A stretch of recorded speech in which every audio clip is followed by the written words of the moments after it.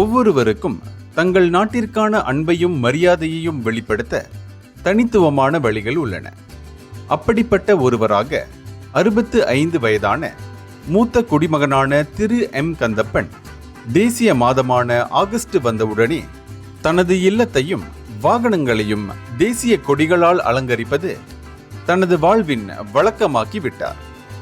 இந்த ஆண்டில் மட்டும் அவர் 3000த்திற்கும் மேற்பட்ட தேசிய கொடிகளை பல்வேறு அளவுகளில் பயன்படுத்தி தனது வீட்டின் ஒவ்வொரு மூலையும் பண்டிகை நிறைந்த தேசபக்தி சூழலாக மாற்றியுள்ளார். இது குறித்து கந்தப்பன் கூறுகையில், கடந்த 25 ஆண்டுகளாக என் குடும்பத்துடன் சேர்ந்து இந்த பழக்கத்தை பின்பற்றி வருகிறேன். பழைய கொடிகளை மாற்றி புதியவற்றை ஏற்றியுள்ளோம். இதற்கான செலவு குறித்து நான் கவலைப்படவில்லை. ஏனெனில் சுதந்திரம் பெற்ற இந்த நாட்டில் வாழும் பெருமையை வெளிப்படுத்துவதுதான் எனக்கு முக்கியம் என்று அவர் பெருமையுடன் கூறினார்.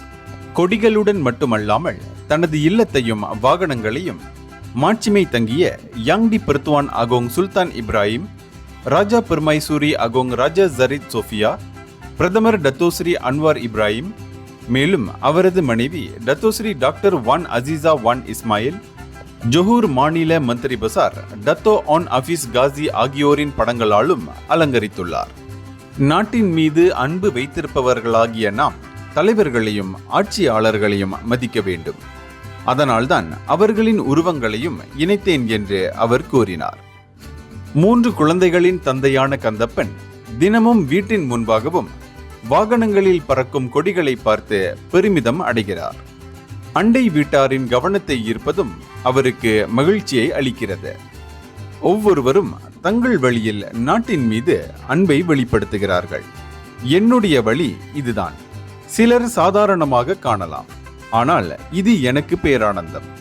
உயிர் உள்ளவரை ஆயிரக்கணக்கான தேசிய கொடிகள் என் இல்லத்திலும் வாகனங்களிலும் பறக்கச் செய்வேன் என்று அவர் உறுதிமொழி எடுத்தார். செய்தி கிருஷ்ணன் ராஜு. இந்தியர்களின் இதய குரல் மக்களோசை.